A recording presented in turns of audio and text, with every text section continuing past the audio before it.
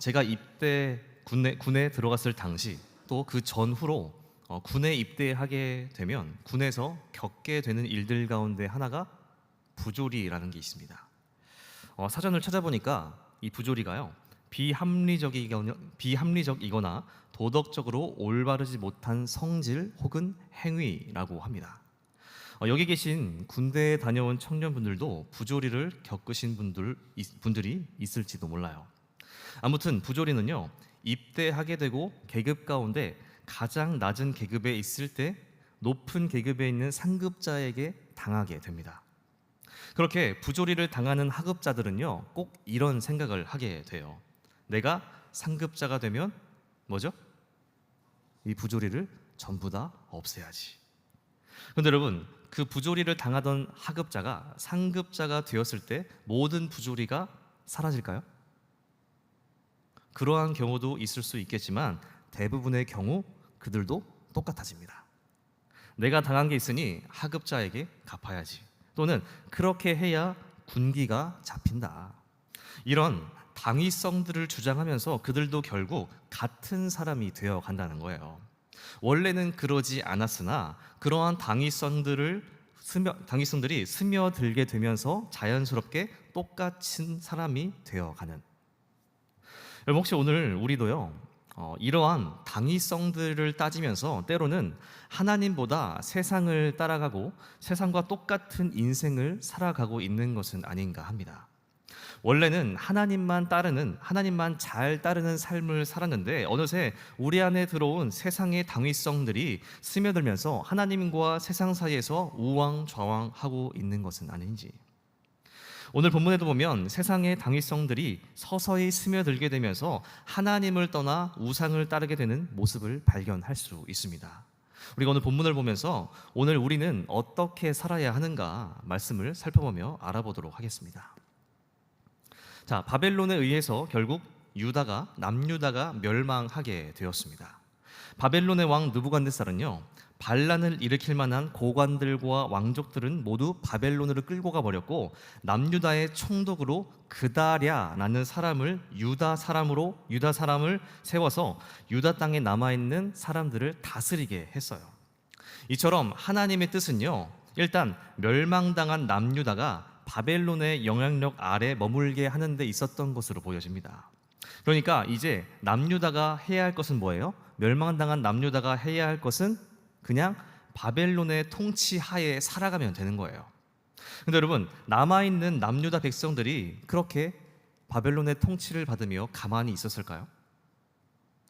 바벨론에 의해서 세워진 총독 그다랴라는 사람은요, 충분히 그럴 생각이 있었습니다. 그는 바벨론의 영향력 아래서 남유다의 총독으로서 통치를 잘했다고 해요.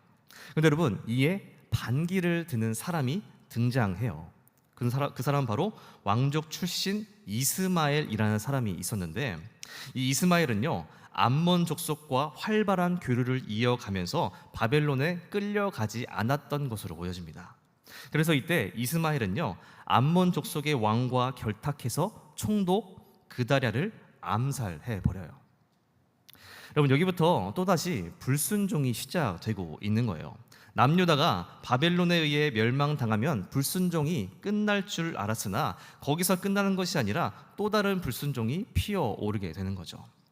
여러분, 이처럼 이스마엘이라는 사람은요, 총독 그다랴를 암살하고 함께 있었던 바벨론 병사들까지 죽여버리게 됩니다.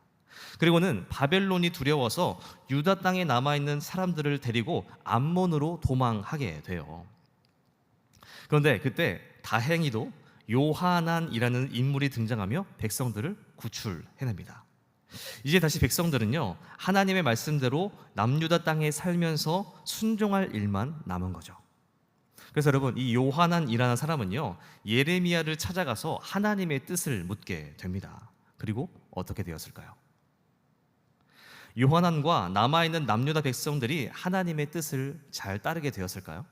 하나님의 뜻을 잘 따라서 이 바벨론 땅, 남유다 땅에 남아서 잘 살겠다, 이렇게 되었을까?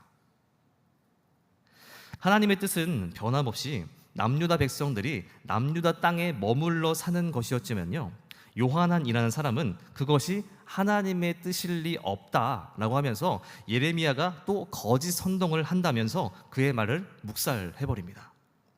그래서 그는 백성들과 더불어 예레미야까지 데리고 애굽이 어디죠?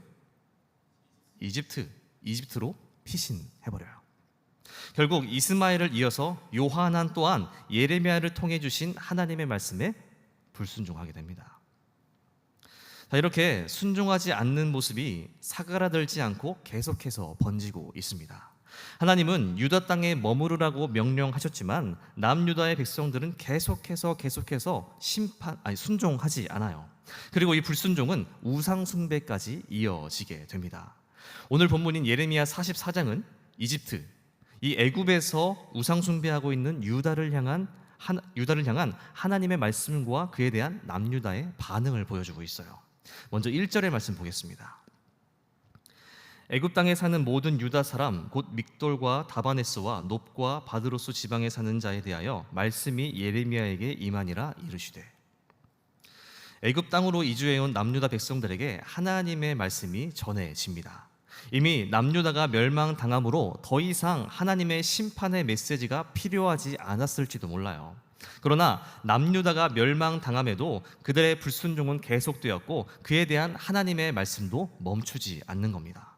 하나님은 너희가 불순종하여 예루살렘이 불타 멸망당하는 것을 보지 않았느냐? 그럼에도 계속해서 불순종한다면 너희가 아무리 애굽 땅에 속해 있다 한들 그와 같은 심판을 면하지 못할 것이다 라고 말씀하시죠. 여러분, 이미 하나님의 말씀에 불순종하여 예루살렘이 불타고 남유다가 멸망당했습니다. 지금 애굽 땅으로 도망쳐온 사람들은 그것을 눈으로 보고 경험했던 사람들이었어요. 그런데 그런 경험을 하고서도 애굽 땅에 와서 우상 숭배를 강행하고 있었다. 그러한 그들에게 또다시 하나님의 말씀이 임하여 우상 숭배를 하지 말아야 한다고 말씀하고 계시는 거예요. 그렇다면 여러분, 이제야 드디어 남유다 백성들이 그 일을 기억하면서 자신들의 우상 숭배함으로 인해서 예루살렘이 멸망당했다는 것을 기억하면서 이제야 하나님의 말씀에 순종하게 될까요? 난리도 아닙니다. 15절이에요. 그리하여 자기 아내들이 다른 신들에게 분향하는 줄을 아는 모든 남자와 곁에 섰던 모든 여인 곧 애굽 땅 바드로스에 사는 모든 백성의 큰 무리가 예레미야에게 대답하여 이르되. 여기 보면 애굽 땅에 살던 모든 남유다인인 남자와 여인들이 하나님의 말씀을 듣고는 대답했다라고 말합니다. 그런데 여기서 어떤 사실을 밝히고 있어요? 남유다인들의 아내들이 다른 신들에게 분향했다. 그리고 그것을 남편들도 알고 있었다. 그러니까 남녀노소 한 사람도 빠짐없이 모두가 함께 우상 숭배에 동참했고 반대하는 사람이 있었다 없었다? 없었다는 거예요. 그렇게 모두가 한 마음으로 여호와 신앙을 버린 채 우상 숭배를 하고 있을 그때에 예레미야를 통한 하나님의 말씀이 전해졌고 그들이 대답했다는 거죠. 16절에서 18절입니다. 내가 여호와의 이름으로 우리에게 하는 말을 우리가 듣지 아니하고 우리 입에서 낸 모든 말을 반드시 실행하여 우리가 본래 하던 것 곧 우리와 우리 선조와 우리 왕들과 우리 고관들이 유다 성읍들과 예루살렘 거리에서 하던 대로 하늘의 여왕에게 분향하고 그 앞에 전제를 드리리라. 그때에는 우리가 먹을 것이 풍부하여 복을 받고 재난을 당하지 아니하였더니 우리가 하늘의 여왕을 분향하고 그 앞에 전제 드리던 것을 패한 후부터는 모든 것이 궁핍하고 칼과 기근에 멸망을 당하였느니라 하며. 자, 앞서 예레미야를 통한 하나님의 말씀을 들었던 남유다인들은 예레미야가 거짓 선동을 한다고 예레미야 자체를 받아들이지 않고 말씀에 불순종했습니다. 그런데 그 불순종의 상황이 점점 더 악화되고 있는 것을 볼 수 있는 거죠. 여기서는 그들이 한 걸음 더 나아가서 네가 여호와의 이름으로 말하는 것을 듣지 않겠다라고 확실하게 이야기합니다. 그러니까 예레미야 당신이 하는 말이 하나님이 하신 말씀이 맞더라도 우리는 그것을 따를 수 없다. 그러면서 우리가 하던 우상 숭배, 즉 하늘의 여왕에게 계속해서 전제를 드리겠다라고 이야기하고 있는 거예요. 여기서 말하는 하늘의 여왕은요, 다산과 풍요의 신으로서 그 이름이 나라마다 다르게 불려진다고 합니다. 소개해드리면 이시타르, 아스다롯, 아프로디테, 비너스 이런 이름으로 불려졌다고 해요. 아무튼 여러분, 남유다인들의 이러한 선언은요, 어쩌면 불순종을 뛰어넘어서 반역을 일으키는 것처럼 보여지기까지 합니다. 누군가의 말을 단순히 듣지 않는 것과 그것을 듣지 않겠다고 선언하는 것은 다른 의미가 있어요. 이처럼 남유다인들은 하나님의 말씀에 본격적으로 따르지 않겠다고 못 박는 거예요. 그런데 그 이유가 분명하게 드러나 있습니다. 그 이유가 뭐냐면, 과거에 예루살렘에서 하늘의 여왕을 섬겼었는데 그때 먹을 것이 풍부했고 재난을 당하지 않았었다. 여러분, 지금 우리의 입장에서 보면요, 남유다 백성들이 말도 안 되는 소리를 하고 있는 것처럼 보여지는데, 이들이 이렇게 이야기하고 있는 당위성은 충분합니다. 당시 남유다의 역사를 돌아보면 실제로 그들이 하늘의 여왕이라고 하는 우상을 섬길 때 나라가 번성하고 재난이 없었는데, 그 다음 왕이 우상을 철폐하고 하나님을 섬기고자 개혁을 일으켰을 때 전쟁으로 왕이 죽게 되고 나라가 기울기 시작했거든요. 그리고 어떻게 됐어요? 그 시점부터 결국 나라가 망하게 된 거예요. 지금 남유다인들은 이러한 역사적 사실을 바탕으로 모두가 같은 생각을 하고 있는 거예요. 여호와 하나님 신앙을 따를 때는 망했고 하늘의 여왕을 따를 때에 좋았다. 근데 여러분, 정말 남유다가 하늘의 여왕을 섬겼기 때문에 나라가 번성하고 재난이 없었던 걸까요? 그리고 그들이 하늘의 여왕을 섬기지 않았기 때문에 멸망을 당하게 된 건가요? 아니잖아요. 남유다인들이 잘 살고 있을 때에는 하나님이 자신의 백성들에게 복을 주셔서 잘 살게 되었던 겁니다. 하지만 그들은 하나님으로 인해 번성하고 풍요로운 삶을 누리고 있음에도 불구하고 우상 숭배를 이어갔고 그것이 쌓여가면서 결국 멸망에 이르게 된 겁니다. 그런데 그들은 하늘의 여왕을 섬길 때가 좋았다라는 아주 큰 착각을 하면서 하늘의 여왕을 섬기는 당위성을 주장하고 있는 거예요. 자, 이렇게 대단한 착각을 하고 있는 그들에게 예레미야가 하나하나 조목조목 반박하기 시작합니다. 20절, 21절입니다. 예레미야가 남녀 모든 무리 곧 이 말로 대답하는 모든 백성에게 일러 이르되, 너희가 너희 선조와 너희 왕들과 고관들과 유다 땅 백성이 유다 성읍들과 예루살렘 거리에서 분향한 일을 여호와께서 기억하셨고 그의 마음에 떠오른 것이 아닌가. 여기 보면 예레미야의 심정이 잘 드러나 있는 것 같습니다. 그의 마음을 다 헤아릴 수는 없겠지만 예레미야의 마음은요, 좀 답답하지 않았을까. 지금 거의 우이독경이에요. 우이독경이 무슨 말인지 알죠, 여러분? 집에 가서 찾아보세요. 어쨌든 예레미야가 아무리 힘이 들고 아무리 말해도 아무리 힘을 들이고 아무리 말해도 듣지 않고 변하는 게 하나도 없습니다. 심지어 여러분, 손은 때리면 앞으로 가기라도 해요. 그런데 남유다 백성들은 그렇게 듣지도 않고 변하지도 않고 심판받았는데도, 때렸는데도 불구하고 앞으로 가기는커녕 주인을 들이받고 있습니다. 이러한 모습을 보며 예레미야의 마음이 얼마나 답답했을까. 그래서 예레미야는요, 그들이 착각하고 있는 것부터 바로 잡아줍니다. 너희의 선조들이 한 사람도 빠짐없이 예루살렘 곳곳에서 자랑스럽게 우상 숭배하던 것을 하나님이 모르시겠느냐. 다 알고 계신다. 너희의 그런 모습을 보며 하나님의 마음이 어떻겠느냐. 그 당시에도 남유다는요, 어린 아이로부터 노인들까지 또 어떤 지위에 있든지 마땅히 여호와 하나님만 섬겨야 하는 나라였지만 그들 모두는 하늘의 여왕을 섬기는 우상 숭배에 깊이 스며들어 있었고, 하나님이 영광 받으시고 하나님의 예배 받으셔야 할 예루살렘을 완전히 우상의 도시로 만들어 버렸었다. 22절 23절입니다. 여호와께서 너희 악행과 가증한 행위를 더 참을 수 없으셨으므로 너희 땅이 오늘과 같이 황폐하며 놀램과 저주거리가 되어 주민이 없게 되었나니, 너희가 분향하여 여호와께 범죄하였으며 여호와의 목소리를 순종하지 아니하고 여호와의 율법과 법규와 여러 증거대로 행하지 아니하였으므로 이 재난이 오늘과 같이 너희에게 일어났느니라. 남유다인들은 하늘의 여왕을 저버렸기 때문에 나라가 망했다고 생각했지만 예레미야는요, 하나님을 버리고 하늘의 여왕을 섬겼기 때문에 하나님이 심판하신 것이라고 다시 한번 분명하게 이야기해 줍니다.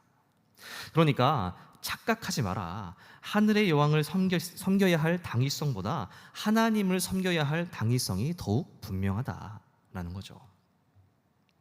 여러분, 예레미야는 이렇게 남유다인들이 착각하고 있는 것에 대해서 그 주장들이 잘못되었음을 지적하고 바로 잡아주고 있습니다. 그렇다면 이러한 예레미야의 주장을 남유다인들이 받아들이게 되었을까요? 말씀에 분명하게 기록하고 있지는 않지만 예레미야의 말을 들은 모든 남유다인들은 예레미야의 말을 조금도 받아들이지 않은 것으로 보여집니다. 그러니까 그들은 과거 하늘의 여왕을 섬기던 시절에 스며들어서 결국 여호와 신앙을 잃어버리게 된 거죠. 여러분, 오늘 본문 속에 등장하고 있는 남유다인들의 문제가 무엇일까요?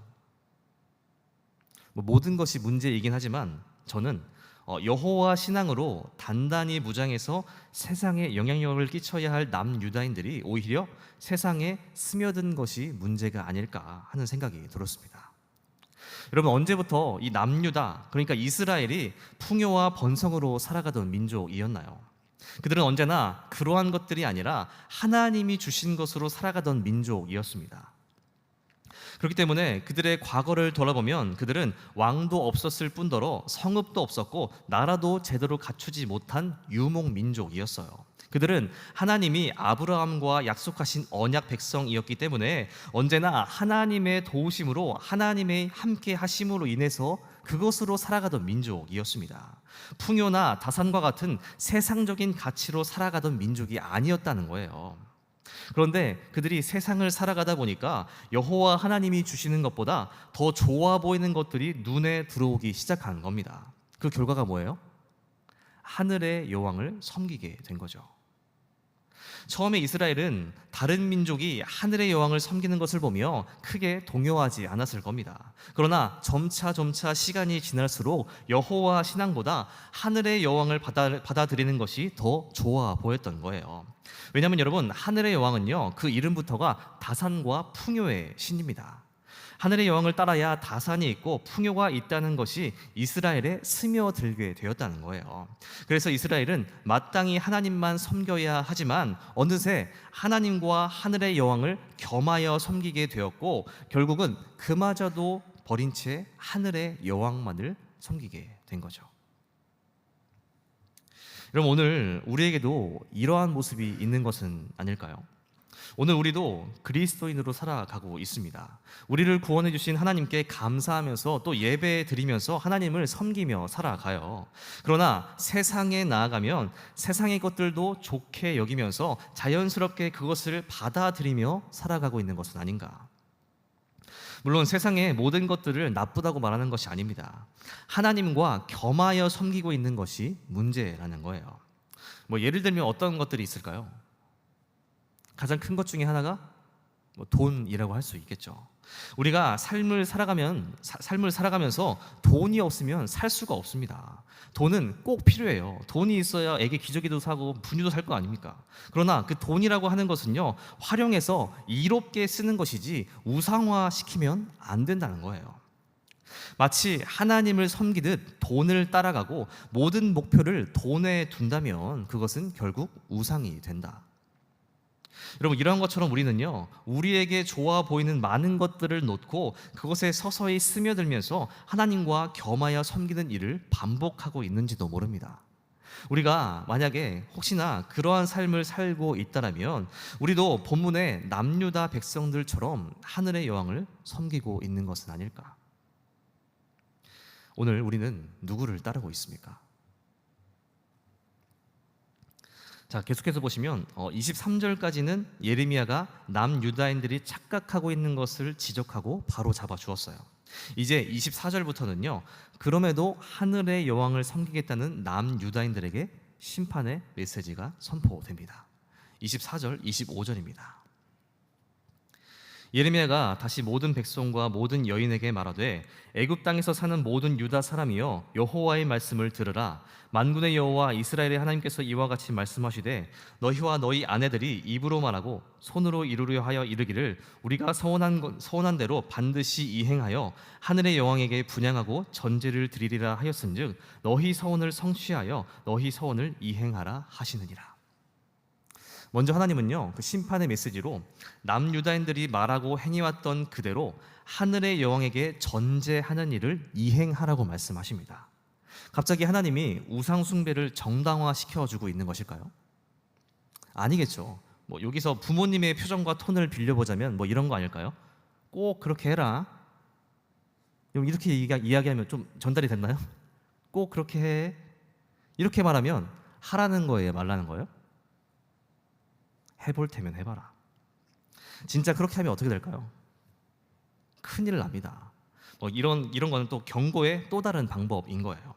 하나님은 우상을 숭배할 테면 해보라고 반어법을 사용하시면서 남유다인들에게 경고하고 계시는 거죠. 그리고 우상 숭배를 이어갈 경우 어떤 심판이 임하게 될지도 말씀하고 계세요. 26절, 27절을 보면 남유다인들이 애굽에서 하늘의 여왕을 계속해서 섬길 경우에 모두 죽게 된다라고 말씀하시죠. 여러분, 남유다인들은 자신들의 목숨을 부지하기 위해서 바벨론과 대등한 나라인 애굽으로 피신해 왔어요. 그러나 그들은요, 바벨론에 의해서 죽게 되는 것도 아니고 또 애굽에 의해서 죽게 되는 것이 아니라 우상 숭배로 인해 하나님의 심판을 받아 결국 모두 죽게 된다는 거죠. 28절입니다. 그런즉 칼을 피한 소수의 사람이 애굽 땅에서 나와 유다 땅으로 돌아오리니 애굽 땅에 들어가서 거기에 머물러 사는 유다의 모든 남은 자가 내 말과 그들의 말 가운데서 누구의 말이 진리인지 알리라. 마지막으로 예레미야는 의미심장한 말을 남깁니다. 애굽 땅에 있는 모든 남유다인들이 심판을 받아 죽게 될 것인데 그 가운데 또 누군가는 살게 되어 유다 땅으로 돌아오게 될 거라는 거예요. 그런데 그때에 모든 심판의 과정을 겪고 난 후에 살아난 남유다인들이 그제서야 누구의 말이 맞는가 알게 될 것이라고 한 거예요. 지금 너희는 하늘의 여왕을 따르는 것이 맞다고 말하지만 결국엔 하나님을 섬기는 것이 옳은 일이었음을 알게 될 것이다. 여러분, 오늘 본문을 보면 모든 남유다인들은 세상의 가치에 스며들어서 하나님보다 하늘의 여왕을 더 좋게 여기고 우상 숭배를 이어갑니다. 그런데 그 수많은 사람들 가운데 딱 한 사람만이 세상에 스며들지 않았음을 보여주고 있어요. 누굴까요? 누가 세상에 스며들지 않았어요? 예레미야죠. 예레미야.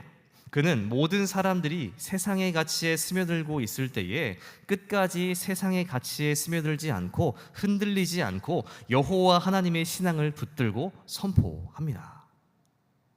여러분, 오늘 우리도 이렇게 살아갈 수 있다면 얼마나 좋을까요? 여러분, 오늘 우리가 살아가는 세상에는요, 솔직히 말하면 세상을 따라가야 할 당위성이 너무나도 넘쳐납니다. 어찌 보면 세상의 당위성과 비교했을 때 하나님을 따라 살아야 하는 당위성은 어쩌면 부족해 보이기도 해요. 그러나 여러분, 정말 돈을 따라가고 세상의 가치를 따라가는 것이 진짜 행복일까요? 적어도 우리 그리스도인들은 그것이 진짜 행복이 아니라는 것을 알아야 하지 않을까. 여러분, 그리스도인들에게 행복은 다른 데 있습니다. 우리의 행복은 세상의 가치에 있지 않고 세상의 가치와는 달라야 해요. 우리의 가치는요, 우리의 진짜 행복은 하나님과 함께 하는 것에 있는 것이 아닐까. 오늘 저와 여러분은 세상에 스며든 삶을 살고 있나요? 아니면 하나님께 스며든 삶을 살고 있나요? 100주년 기념교회를 섬기시던 이재철 목사님의 이야기가 있는데요. 그분이 교회를 잘 섬기다가 어느덧 은퇴할 나이가 되었을 때 그 교단의 원로이신 목사님과 함께 차를 타고 가던 길이 있었다고 합니다. 그런데 그 원로 목사님이 이렇게 물으시더래요. 이제 은퇴할 때가 되었으니 골프도 치러 다니고 교단 정치에도 참여하면서 영향력을 더 키우면 말년이 더 행복하지 않겠냐. 저도 자세하게 기억은 안 나지만 대충 이러한 이야기를 했다고 해요. 여러분, 이러한 제안은 세상에서 보면 아주 좋은 제안과 같이 보여집니다. 은퇴 후에 인생을 잘 계획하고 잘 살라는 것처럼 보여져요. 근데 여러분, 이것이 정말 하나님께 스며든 사람의 제안이라고 할 수 있을까요? 어찌 보면 이러한 제안은 하나님보다 세상에 더 스며든 제안을 하고 있었던 것이 아닐까. 근데 여러분, 이재철 목사님이 그 이야기를 들으시더니 뭐라고 대답하신 줄 아십니까? 뭐 골프 못 쳐요, 정치 안 좋아합니다, 이렇게 대답하신 것이 아니라 저는 그냥 지금처럼 살다가 죽겠습니다 라고 대답했다고 합니다. 목사님은 세상적으로 보았을 때 좋아 보이는 것들에 스며들지 않고 지금까지 그래 왔던 것처럼 하나님 앞에 순종하며 하나님께 스며든 삶을 계속해서 택하게 된 거죠. 여러분, 오늘 우리의 삶이 이러해야 하지 않을까. 우리 함께 로마서 12장 2절의 말씀을 한 목소리로 읽도록 하겠습니다. 시작. 너희는 이 세대를 본받지 말고 오직 마음을 새롭게 함으로 변화를 받아 하나님의 선하시고 기뻐하시고 온전하신 뜻이 무엇인지 분별하도록 하라. 아멘. 세상을 따라야 할 당위성이 넘쳐나는 시대를 살아가는 우리에게 사도 바울은요, 이 세대를 본받지 말고 하나님의 뜻을 분별하라고 이야기합니다. 여기서 이 세대를 본받지 말라 하는 것은요, 이 세상과 똑같은 모양이 되지 말라라는 말이에요. 그리고 그렇게 세상과 다른 모습으로 살기 위해서는 하나님의 뜻을 그때그때 분별해야 한다라는 겁니다. 우리가 삶을 살아갈 때 좋아 보이는 것을 무작정 따라가는 것이 아니라 그 앞에서 하나님의 뜻이 어디에 있는지 분별해야 한다는 겁니다. 여러분, 어쩌면 우리의 문제는요, 우리 눈에 좋아 보이는 것을 무작정 따라가고 세상에서 알려주는 가치들을 그대로 받아들이는 것에 문제가 있는 것이 아닌가. 저와 여러분들이 세상에서 말하는 가치들에 스며들었다면 여러분, 이번 한 주는 그 앞에서 하나님의 뜻은 어디에 있는지 분별하며 하나님의 뜻을 구하며 세상과는 다른 모양으로 살아갈 수 있게 되기를 바랍니다. 그래서 세상의 가치에 더 이상 스며들지 않고 결국 하나님의 진리를 따르며 우리에게 있는 신앙과 믿음을 지키면서 하나님께 스며드는 삶을 살아간다면 어떨까? 우리가 그러한 삶으로 하나님께 우리의 삶을 드리며 나아갈 수 있게 되기를 바랍니다. 함께 기도하겠습니다.